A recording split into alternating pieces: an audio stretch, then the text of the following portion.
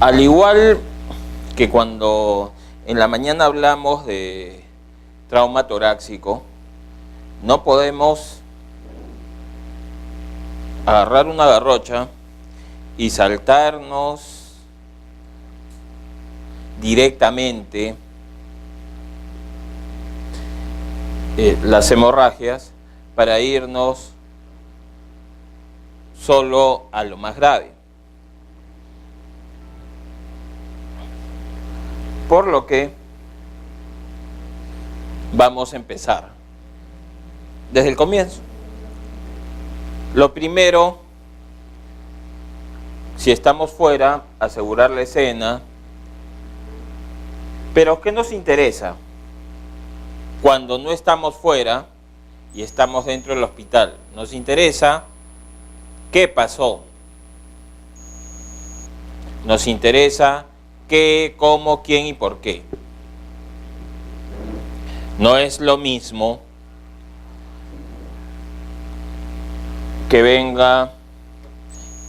¿Recuerdan ese caso de hace unos meses del chico que era campeón deportivo de esgrima, que le cayó un balazo en la cabeza, que quisieron darlo de alta y después convulsionó? ¿Se enteraron o no se enteraron? Hay que leer periódico, aunque sea en internet.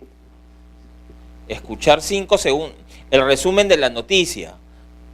Si es interesante, cosa que no suele suceder, la escuchan, si no, no. ¿Qué pasó? Un jovencito realmente, llega a la emergencia, caminando, lúcido, orientado en tiempo, espacio de persona.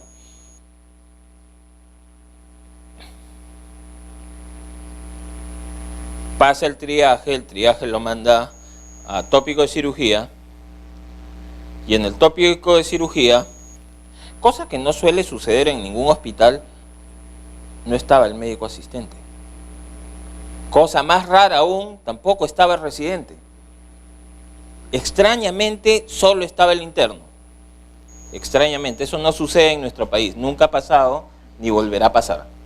Entonces el interno, haciendo gala de toda su experiencia, le pregunta qué ha pasado, ¿no? Le pregunta qué, le pregunta el cómo. Lamentablemente no sabe qué hacer con toda la información que había logrado colectar. Recolectó la información y se enteró que el joven, tenía una herida por arma de fuego en la cabeza. Hasta ahí todo iba bien. ¿Qué pasó? Como no sabía qué hacer con esa información, no es culpa de él, sus profesores no le enseñaron para qué servía la información, lo que conversábamos ayer, ¿no? Nosotros acá, nosotros no somos perritos para responder la orden y listo. Nosotros tenemos que saber por qué es esa orden, por qué hacemos lo que hacemos, para poder pensar más allá. Si no, estamos en la situación de mi perrito, sit, sentadito, ¿no? Otto, y boom, viene corriendo, ¿no? Si está alguien agarrado de mi perro, viene cual bandera, porque mi perro pesa 42 kilos. Es un labrador de este tamaño, ¿no? Entonces entenderán que puede arrastrar casi a cualquier persona. Pero él no sabe por qué lo hace, ¿no? Él viene porque lo llamo, se para porque yo le digo que se pare. Si le digo que se pare en medio de la pista, se va a parar en medio de la pista y va a esperar a que yo le diga muévete. Por suerte yo no soy tan salvaje. Pero bueno, este joven interno, con toda esta información, usa la última luz de esperanza que tenía en el cerebro y le saca una radiografía de cráneo. Las radiografías de cráneo no tienen ninguna utilidad en el trauma de cráneo. Pero él le sacó una radiografía. ¿Por qué? Probablemente porque es lo único que podía pedir sin la firma de su asistente. Y como no quería irlo a molestar, porque nuevamente el chico estaba despierto, orientado, le dolía la cabeza, obviamente, pero nada más. Le toma la radiografía y oh maravilla, la bala estaba en cuero cabelludo. Como la bala estaba en cuero cabelludo,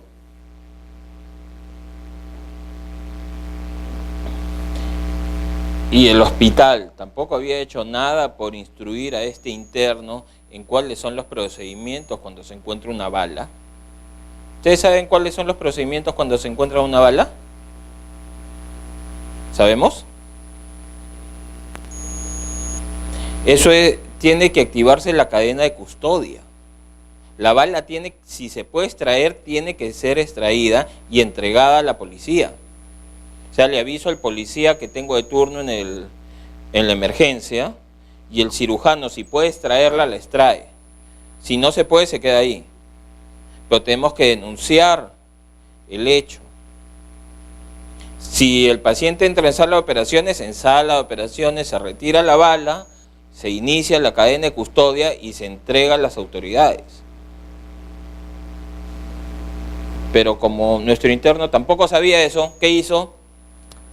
No se preocupe, señora, le vamos a dar analgésicos, lo vamos a dar de alta. Y ya pues, no sé, él pensaba que la bala se podía quedar o que se podía salir por sus propios medios. Ya más no le dio. Al muy poco tiempo de esta conversación, el muchacho empieza a convulsionar. ¿Por qué?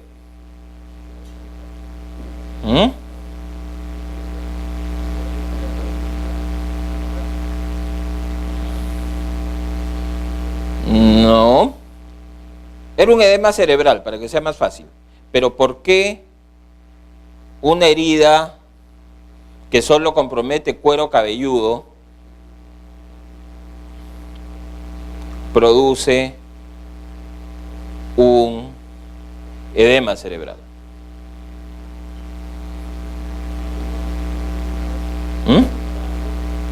Claro, por el trauma, pero ¿qué pasa con el golpe? Si es lo que te golpea es una cosa de este tamaño. La fuerza, la energía transmitida a ese cráneo es altísima. Y al ser muy alta, no importa que no haya perforado, o sea, qué suerte que no perforó, porque no le deshizo el cerebro, pero eso no quiere decir que estés sano, que te puedas ir a tu casa. Por eso es importante que nosotros averigüemos bien la situación, porque vamos a tener situaciones similares. ¿Qué pasa si viene, todos conocen lo que es un verduguillo? ¿Cuántos de ustedes han visto un verduguillo en persona? ¿Ni uno? ¿Y de qué tamaño? ¿Lo has visto o te imaginas?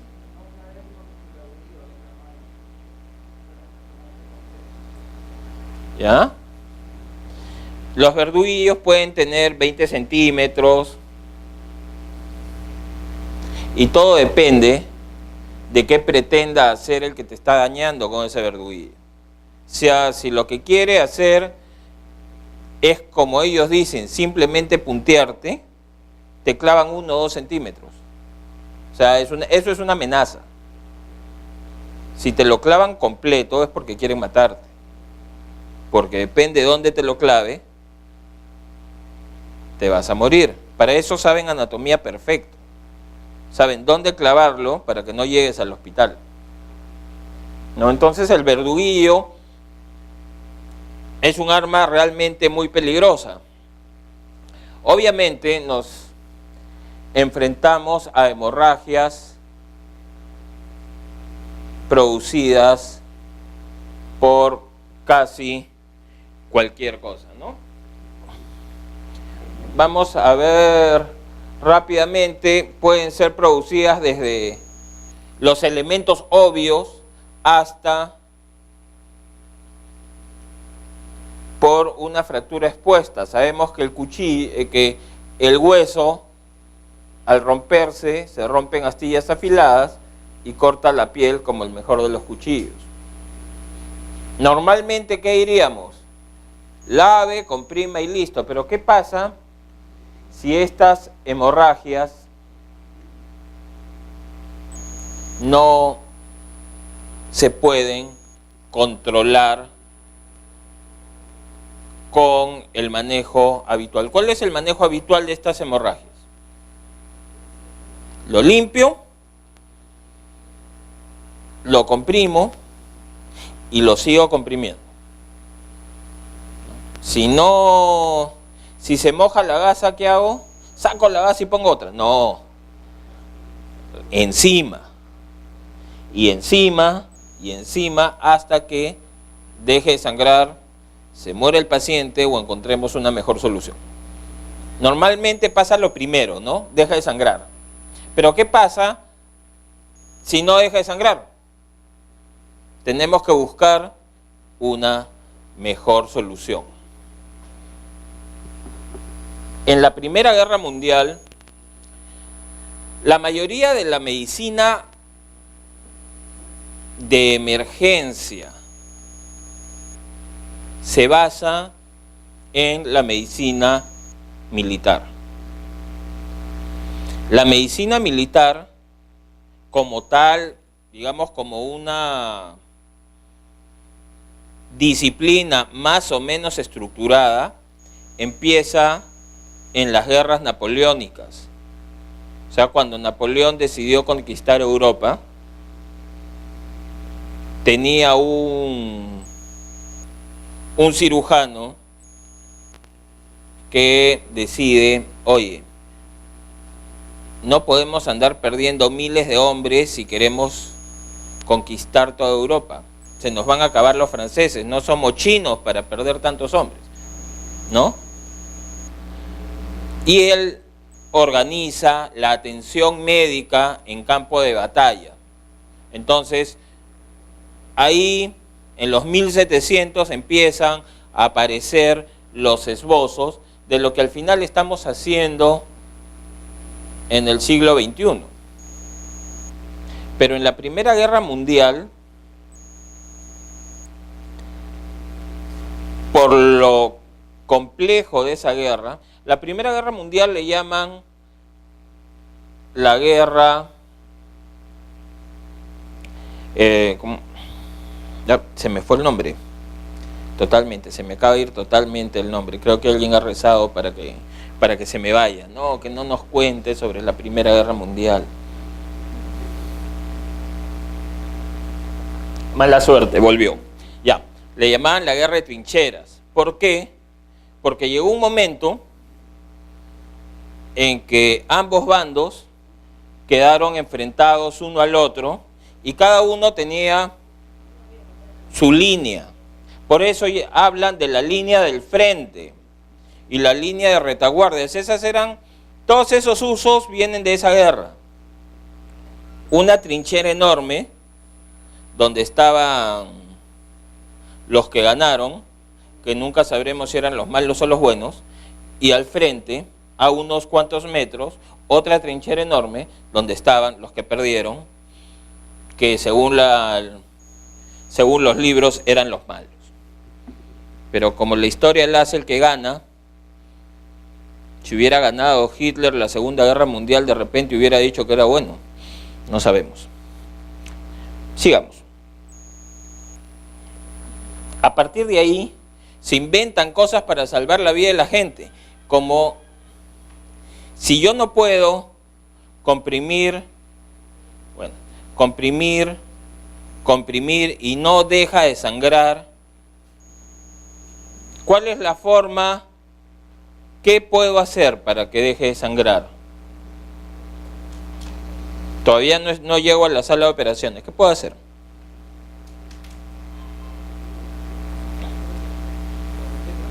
Torniquete, ¿no? El torniquete viene de aquellas épocas. ¿Qué pasa con el torniquete? A finales del siglo pasado, suena bien decir siglo pasado, a finales del siglo pasado, el torniquete fue proscrito. Vamos a avanzar. El torniquete fue proscrito. ¿Por qué?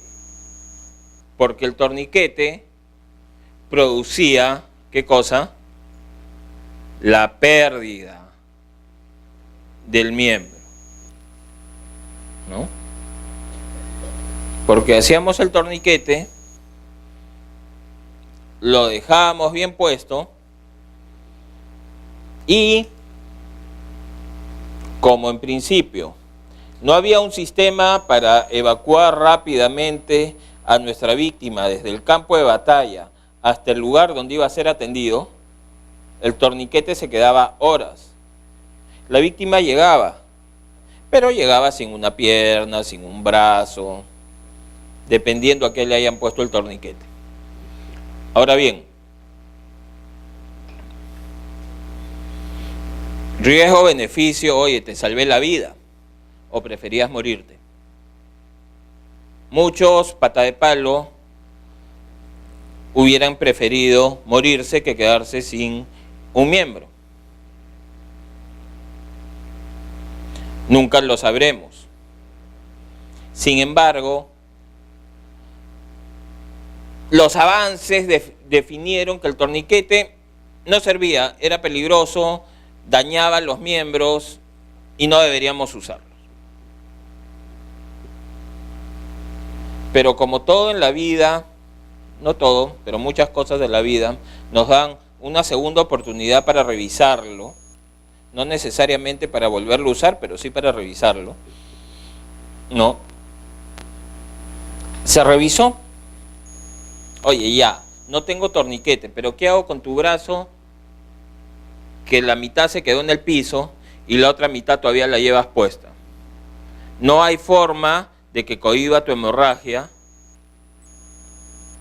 sin un torniquete. Ah, no, en las amputaciones traumáticas sí podemos usarlo, total, ya se amputó. Ya, avanzamos un paso. Ya, ¿y qué hago en esos pacientes que sangran, tienen la herida y tienen el miembro completo? Pero ya me estoy gastando todas las gasas que tengo y siguen sangrando. Le estoy haciendo toda la presión que puedo y sigue sangrando. ¿Qué hago? ¿Lo dejo que se muera? No, ese paciente debe entrar a la sala de operaciones. Sí, pues, pero todavía estamos a 2 horas de la sala de operaciones. ¿Qué hago? Va a entrar a la sala de operaciones, eso no lo duden. Pero ¿qué hago para que llegue a sala de operaciones?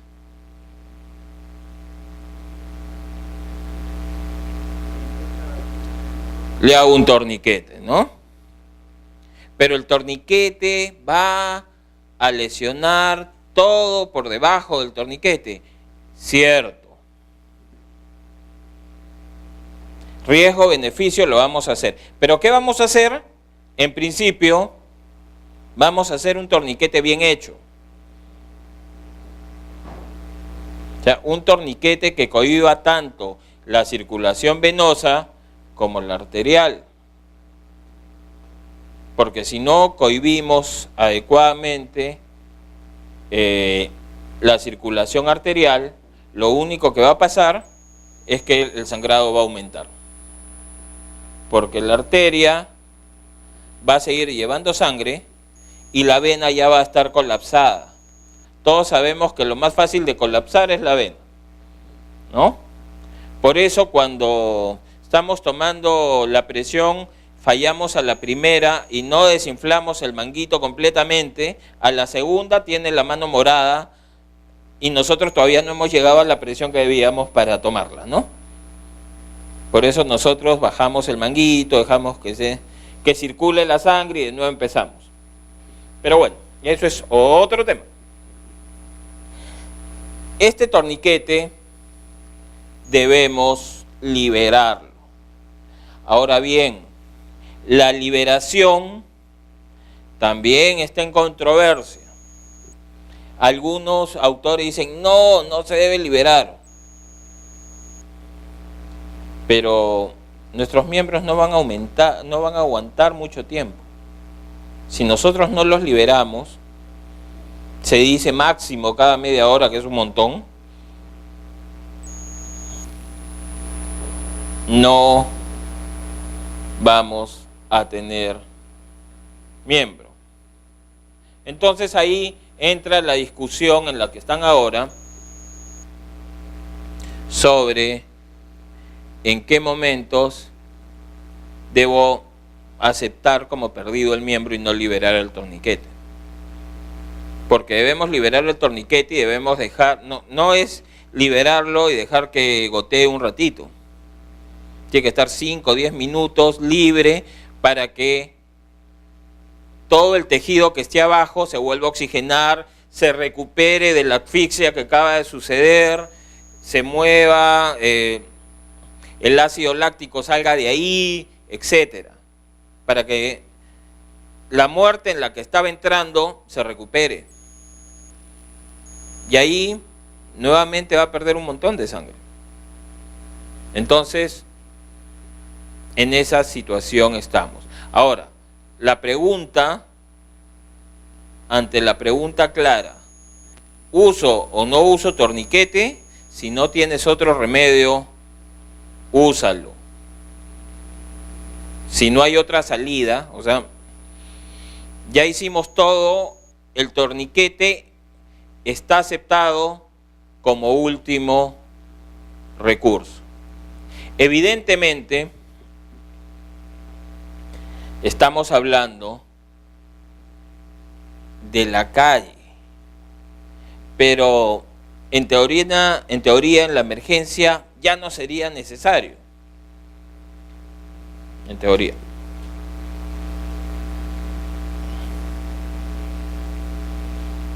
Si no puedo, si me voy a demorar 5, 10 minutos en entrar a la sala de operaciones, si el cirujano no pudo clampar lo que estaba sangrando en shock trauma, vamos a tener que usar el torniquete. Porque si no van a ser 10 minutos más, porque en la emergencia no se usa. No es así. O sea, el torniquete, si bien, digamos que es, el torniquete actualmente es como el pariente pobre de la familia, ¿no? Es de la familia, pero no lo vemos muy seguido, ¿no? Pero es de la familia. Es el hermano de todos. Es más, sabe más que bastantes otros procedimientos que se dan de muy importantes. El torniquete hoy en día sigue salvando vidas, pero ya tiene indicaciones muy, muy precisas. Es el rescate final. Es cuando llegas a la situación de o torniquete o se muere, torniquete, de todas maneras. Nada que, bueno, no, torniquete no, torniquete sí. Obviamente no vamos a hacer un torniquete cuando tenemos otras opciones, ¿no? Llegué a la emergencia, tengo un cirujano que puede debridar un poco y clampar la vena en lo que entra a sala de operaciones y reconstruye la vena que está sangrando más, ¿no? Hace un poco de hemostasia y lo mete a sala para solucionar el problema en buena hora. Pero a veces pasa que no se puede. La vena o las arterias canallas se retraen y llegas y ya no está ahí. Por ahí sale, pero está más adentro, no tienes que clampar. O está tan destruida que no puedes clamparla en un solo movimiento. Torniquete y lo metes a sala de operaciones, y en sala de operaciones le siguen manteniendo el torniquete hasta que logran estabilizar un poco el asunto y se ponen a reconstruir, ¿no? Eso puede demorar. Entonces tengámoslo bien en cuenta. Torniquete sí, siempre y cuando sea la última solución. Pero la respuesta es sí, hoy en día. Hoy en día, la respuesta a esa controversia es sí. Pero ¿qué pasa? Como les decía, hemos avanzado.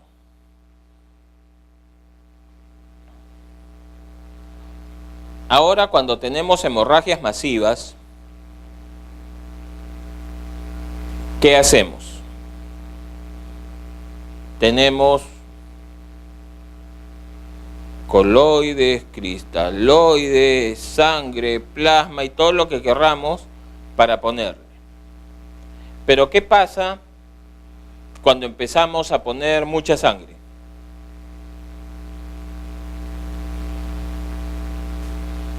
Nuestro pacientito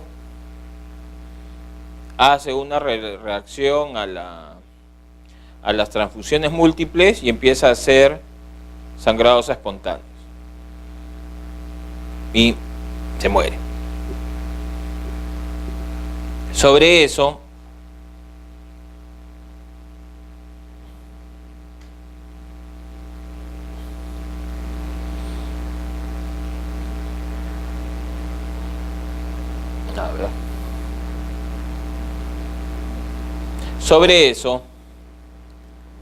pasa que todo lo que todo está escrito, por si acaso para que lo puedan leer con comodidad después. Les decía, debemos actuar ahora sobre el sangrado, ¿no? Ya hace más de 50 años se descubrió el ácido tranexámico. El ácido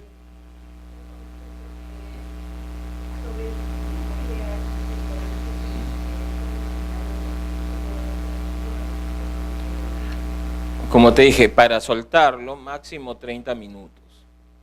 Pero es un máximo así, no 31.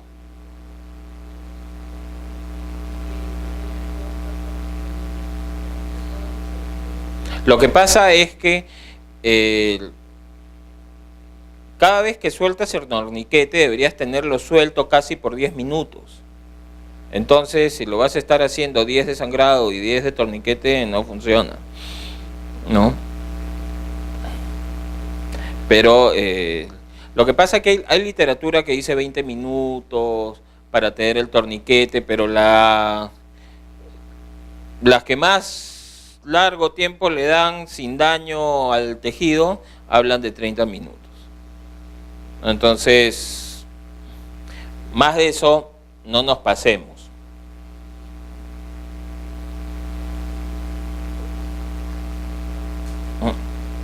Bueno, como les decía, ¿qué pasa? Ya hice mi manejo de la hemorragia, ya hice mi compresión. Después de mi compresión, ¿qué tengo que hacer? Mi resucitación de fluidos, ¿no? La resucitación de fluidos, por norma general, empieza ¿con qué? Con cristaloides. Pero cristaloides, cloruros y esas cosas. Pero ¿cuál es el problema de los cristaloides?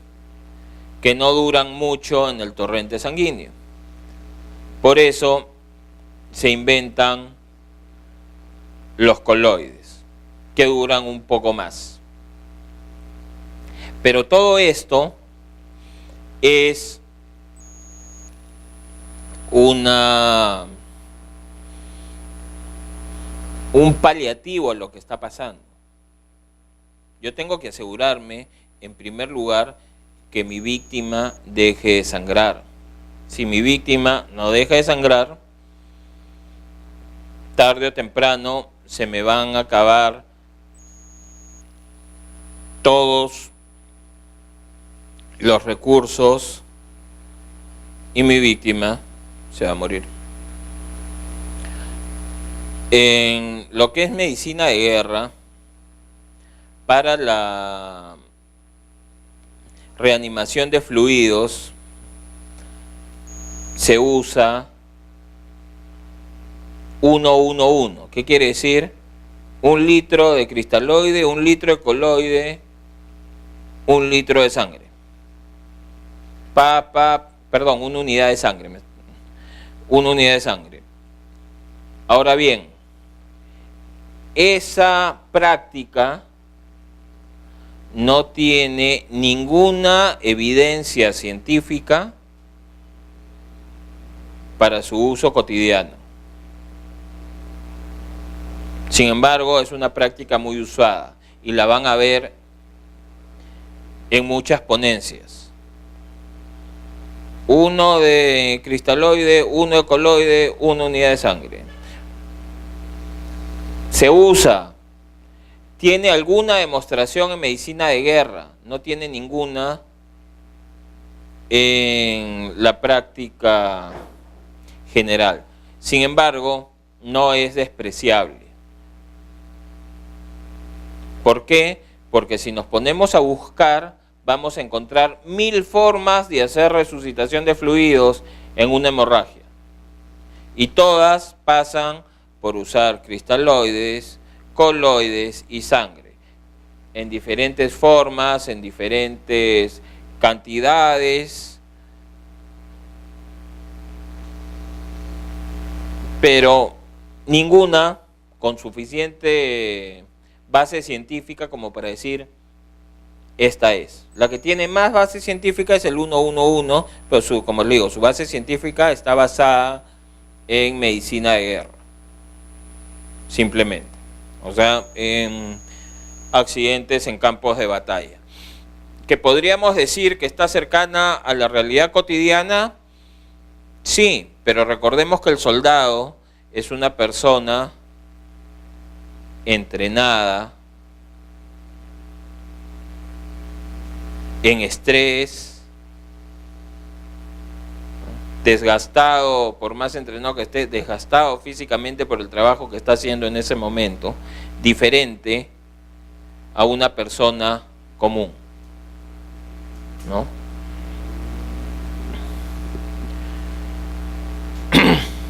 Después de la resucitación de fluidos, ¿qué necesitamos? Que no vuelva a sangrar. Pero cuando nosotros decíamos, empezamos a poner mucha sangre,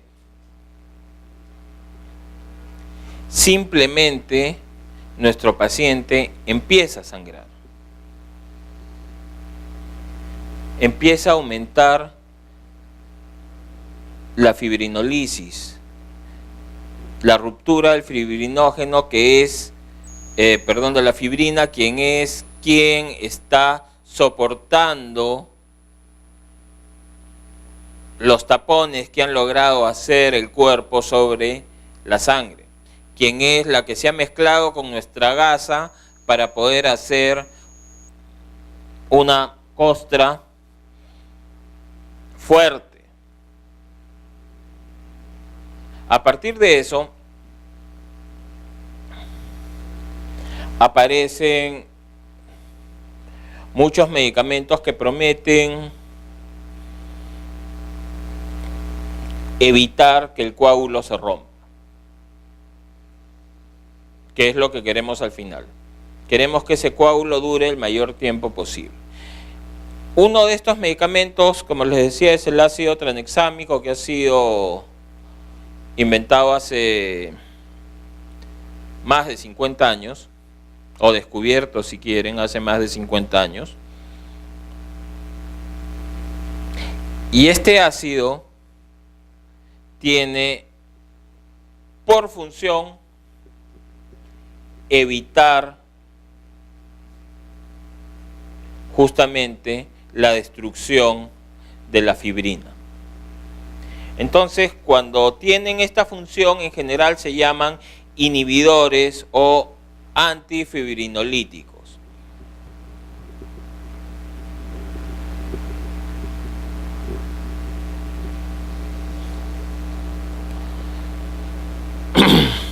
Entonces, simplemente usamos este tipo de medicación para retardar o para evitar un proceso que en este momento no queremos. Ahora, el ácido tranexámico se usa en innumerables problemas de sangrado. Se usa en el sangrado dental, se usa en el sangrado digestivo, se usa en la coagulación vascular diseminada, en varias patologías. ¿Cómo funciona? Simplemente bloquea uno de los receptores del plasminógeno y evita que se fije a la fibrina, por lo tanto, evita que la desactive y la destruya.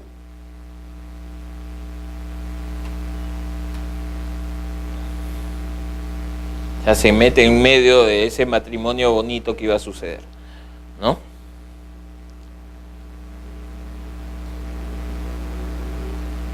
Pero ¿cómo llegamos del ácido tranexámico, de sus múltiples usos, a usarlo en hemorragias masivas en las emergencias?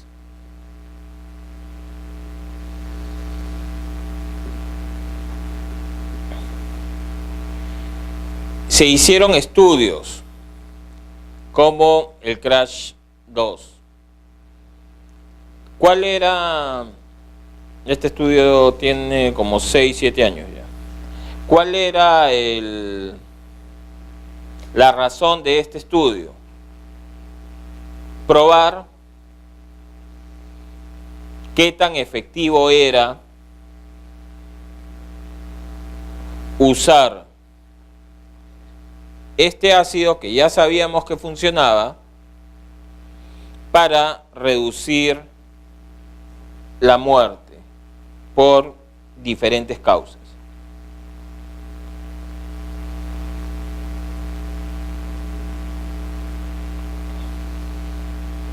¿Qué se encontró al final del estudio? Este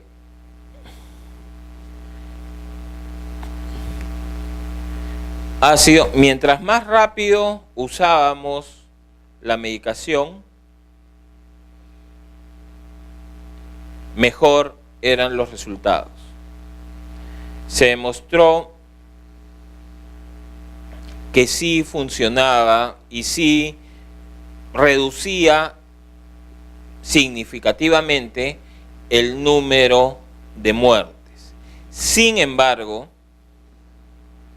se demostró también, hubo una fuerte evidencia también de que después de las 3 horas de la hemorragia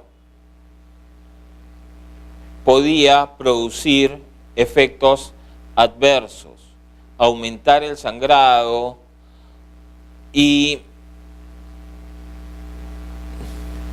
producir incluso la muerte de nuestra víctima por sangrado. Entonces,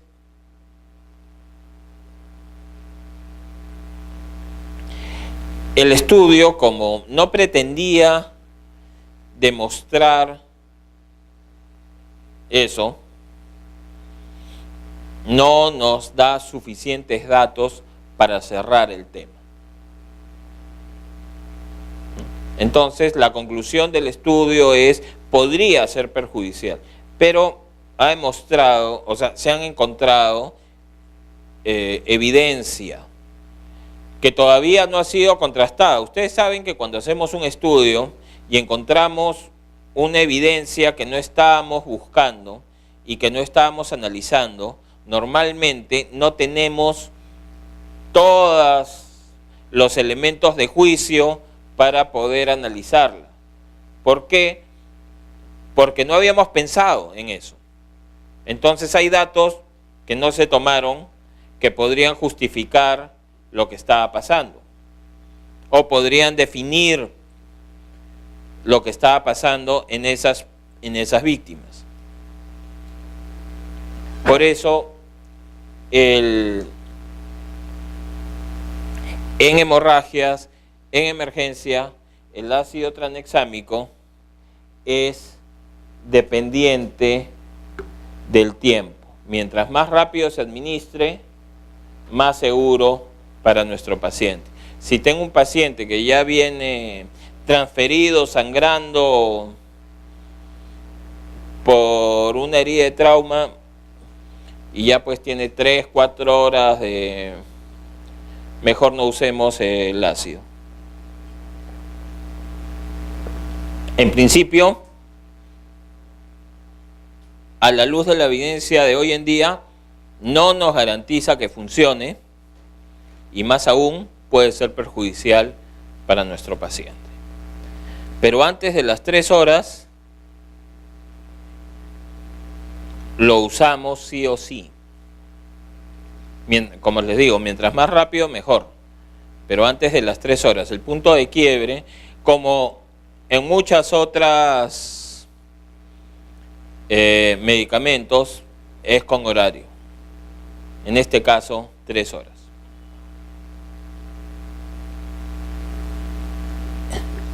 Basado en esto,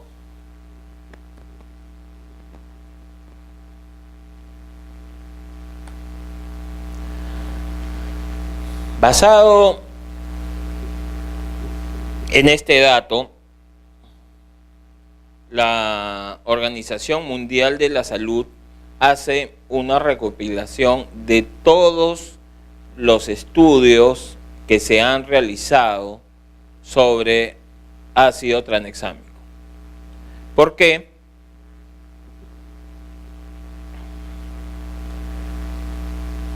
Para poder dar una recomendación a los países. Lo primero que está totalmente demostrado es que el ácido tranexámico es una intervención eficaz costo-beneficio. ¿Qué quiere decir? Quiere decir en buen castellano, sí, úsenlo. No es barato, pero salva vidas. O sea, no es un albur usarlo.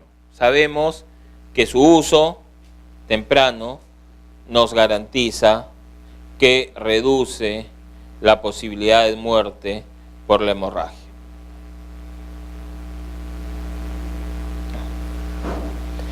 Y no solo eso, sino que en la estratificación de ingresos de los países se ha demostrado que incluso en los países pobres, donde sabemos que la salud costo-beneficio siempre anda perdiendo, esta intervención sigue siendo adecuada. Por lo tanto, su recomendación desde este punto de vista es usarlo. ¿Dónde? ¿Quiénes deberían usarlo con más razón? Los países pobres que tienen mucha incidencia de trauma. Entonces, si bien hace tiempo dejamos de ser un país pobre, al menos en dinero, la mucha incidencia de trauma sí la tenemos.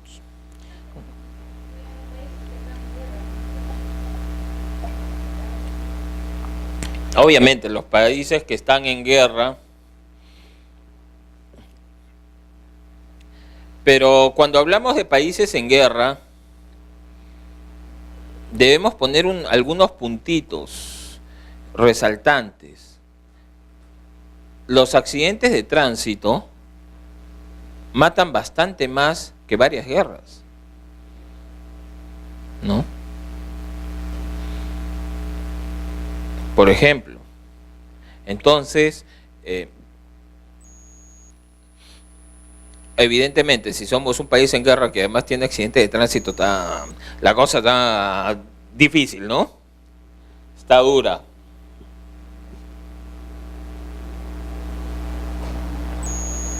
Pero igual, como les digo, la respuesta al uso en la emergencia,